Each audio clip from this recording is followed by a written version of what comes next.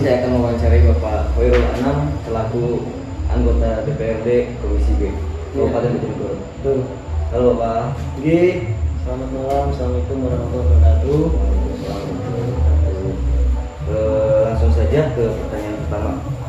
Apa peranan dan fungsi DPRD secara umum dan DPRD Komisi B secara khusus? Ya. Jadi begini Mas, DPRD itu adalah lembaga perwakilan. DPRD secara tugas pokok fungsinya hanya 3 sebenarnya. Jadi kita ada fungsi budgeting, penganggaran, ada fungsi pengawasan, dan juga ada fungsi pembuat aturan atau peraturan di daerah yang namanya Perda. Itu tugas pokok dan fungsinya. Selain itu juga banyak karena kita lembaga perwakilan, maka tentu aduan dari masyarakat harus selalu kita kedepankan sehingga kita sering ada melakukan yang namanya reses. Jadi reses itu serap aspirasi dari masyarakat di masing-masing daerah. Kemudian terkait dengan Komisi B di DPRD itu memang terbagi menjadi komisi-komisi Mas. Ada 4 komisi kalau di Bojonegoro, ada komisi A, komisi B, komisi C, dan komisi D. Nah, masing-masing komisi itu membidangi bidang-bidang yang sudah ditentukan di dalam tata tertib kita. Komisi A misalnya itu di bagian hukum, undang-undang, dan pemerintahan. Di komisi B yang kebetulan saya ada di dalamnya itu membidangi pertanian, kemudian keuangan, perdagangan, pasar, dan lain-lain.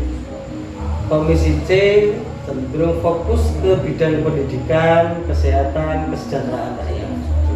Kemudian komisi D pembangunan. Nah, di komisi-komisi ini tentu masing-masing daerah berbeda. Ini yang saya sampaikan, komisi A, B, C, D tadi itu adalah komisi yang ada di DPRD Kabupaten Bojonegoro. Gitu Mas. Baik Pak, berarti sebenarnya ada 3 fungsi pokok ya Pak? 3 fungsi pokok Seperti anggaran untuk pengawasan dan pembuatan perda, bukan undang-undang ya. Kalau undang-undang itu di PRRI. Kita hanya peraturan daerah. Nah, pertanyaan kedua nih Pak. Dalam pembuatan perda atau peraturan daerah kan seorang DPRD selaku instansi pemerintahan yang paling dekat dengan masyarakat. Bagaimana caranya untuk menyerap aspirasi dari masyarakat? Kita ada namanya reses, Mas. Reses. Seperti yang saya sampaikan tadi, jadi di dalam masa sidang dari 1 tahun itu kita terbagi menjadi 3 masa sidang. Setiap masa sidang itu kita punya kewajiban melakukan reses. Reses itu saya datang ke dapil, ya, kemudian mengundang masyarakat untuk dimintai masukan, saran, kritik, dan juga usulan. Itu namanya kita serap aspirasi. Jadi reses Mas namanya.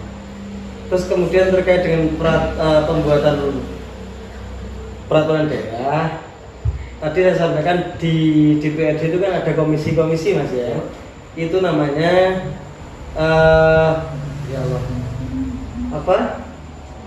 alat kelengkapan. Jadi DPRD itu punya alat kelengkapan. Selain komisi A, B, C, D tadi, ada yang namanya Bapemperda. Bapemperda itu alat kelengkapan yang khusus membidangi terkait dengan pembuatan perda.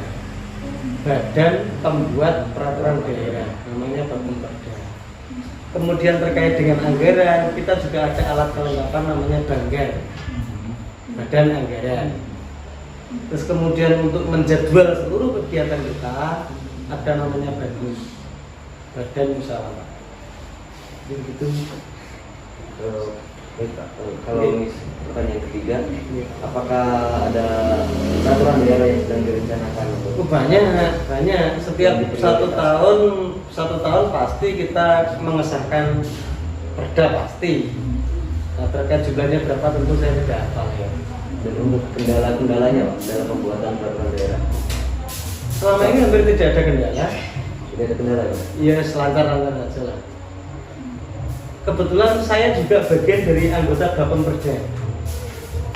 Ini besok saya baru saja di WA sama Sekretariat DPRD, besok ada pembahasan perda terkait dengan pangan mandiri. Jadi kita mau buat perda pangan mandiri. Baru saja itu ya. Nah, rapat lanjutan pembahasan raperda perumda pangan mandiri. Jadi Bojonegoro itu mau membuat perusahaan umum daerah tentang pangan mandiri. Juga ada di komisi lain itu perda tentang hiburan, pariwisata. Ya. Baru saja kemarin kebetulan saya juga menjadi salah satu anggotanya. Kita baru saja mengesahkan satu peraturan yang sangat luar biasa krusial dan penting, namanya RTRW. Rencana Tata Ruang Wilayah. Itu Mas ya. Lanjut ke pertanyaan selanjutnya Pak. Apabila ada rancangan pembangunan yang tidak terselesaikan dalam jangka waktu tertentu. Maksudnya rancangan pembangunan yang bagaimana? Rancangan. Kalau pembangunan itu tidak rancangan, sudah dilakukan kan begitu. Apa mungkin maksudnya pembangunan yang tidak selesai begitu? Apakah akan dilanjutkan di tahun berikutnya? Bisa dilanjutkan Atau sudah selesai? Ya kalau kemudian jalan Mas ya, kita bangun jalan Burno ke Pohon Baru ini ya, jumlah panjangnya katakan 15 kilo, baru tergarap 7 kilo, mau ditinggal ya nggak bisa, ya harus dilanjutkan sampai selesai meskipun di jalan tahun berikutnya. Untuk anggaran yang digocorkan kepada Komisi B, itu ada prioritas yang akan dilakukan. Jadi begini Mas, biar tidak keliru ya, seperti yang saya sampaikan tadi, masing-masing DPRD anggota ya, itu kan harus duduk di komisi. Nah, komisi itu membidangi seperti tadi yang saya sampaikan, A pemerintahan, B pertanian, C kesehatan, kan begitu. Jadi komisi itu tidak ada anggaran. Jadi anggaran itu nanti yang ngolah banggar, bisa ngolah banggar, kemudian di banggar itu umum sudah diberikan kepada masing-masing dinas.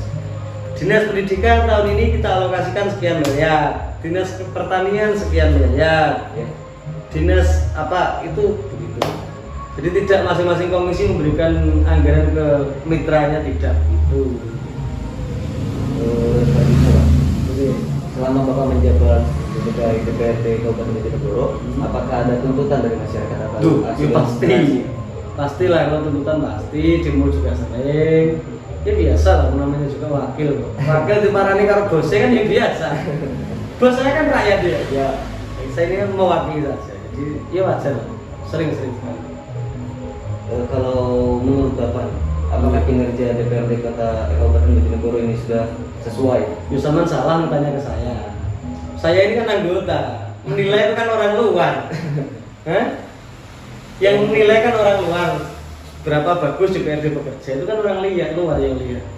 Masa sama sisiran terus sama dulu, oh aku ganteng gitu. Jangan begitu. Biarkan orang lain yang menilai. Maksudnya ada masukan-masukan untuk rekan-rekan DPRD. Itu malah tidak boleh kok memberikan masukan ke rekan, jangan. Kita ini lembaga politik Mas Bro. Jadi meskipun kita kawan, kita kepentingan politiknya kadang berbeda. Ya karena di politik itu terdiri dari beberapa partai. Ya di situ juga terdiri dari beberapa fraksi. Tentu berbeda lah. Kalau kemudian kita saling menyarankan ke yang lain, yo secara ya tidak masalah sih, cuman secara etika politik kurang bagus. Ya, etika politik saja. Saya harus memberikan masukan ke kawan lain ini juga. Ini Pak, untuk hambatan selama Bapak menjabat Tidak ada hambatan. lancar-lancar saja. Insya Allah alhamdulillah. Sementing dinikmati dari hati, bekerja disenangi ya nyaman. Saya pesan ke sampean dan ke kawan-kawan, carilah pekerjaan yang menyenangkan. Maksudnya menyenangkan itu ya sampean senang. Itu mergawe enak, dinikmati, tidak ada beban, enjoy. Dan kebetulan saya di politik harus menjiwai, terus tak nikmati ya seneng. Jadi rani barang enak kau seneng loh ya.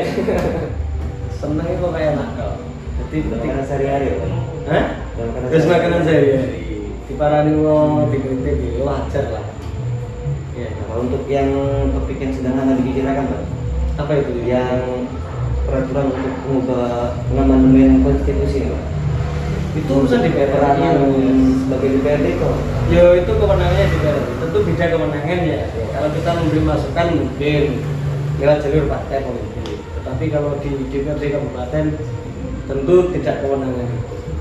Jadi amandemen terus membuat undang-undang itu menjadi mutlak kewenangan DPR RI di Jakarta. Kita tidak pada kapasitas itu. Nggih. Iya. Hitungan aku tadi DPR RI coba.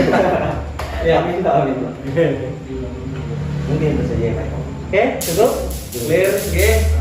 Sebelum ditutup ya sebatas saran saja teman-teman dari UMM ya, Malang ya. Kuliahin teman. Kasihan orang tua. Beli duit uangnya ya. Kuliahin teman, terus kemudian selesaikan apa yang harus diselesaikan. Nah, misalkan 8 semester harus selesai, selesaikan. Yang penting pokoknya temenan, kemudian yang kedua dan jangan pernah berpikir sebenarnya aku mergani apa. Pada saatnya tentu akan ketemu. Terakhir, nek saja bekerja, cintailah bekerja. Karena apa yang kita miliki kadang dianggap sepele itu menjadi sesuatu yang diangan-angankan orang. Satu contoh, aku HP seperti ini. Karena ini sudah menjadi milik saya bertahun-tahun, saya anggap ini biasa. Terus biasa banget, kadang tak tahun-tahun tak beda. Tapi percaya dan yakinlah bahwa di luar ada orang yang pengen dua HP kayak ini belum keturutan. Belum keturutan. Bahkan kadang diwangi mereka minum macam-macam. Hanya karena pengen beli HP ini, yang seperti ini dan yang sejenis ini.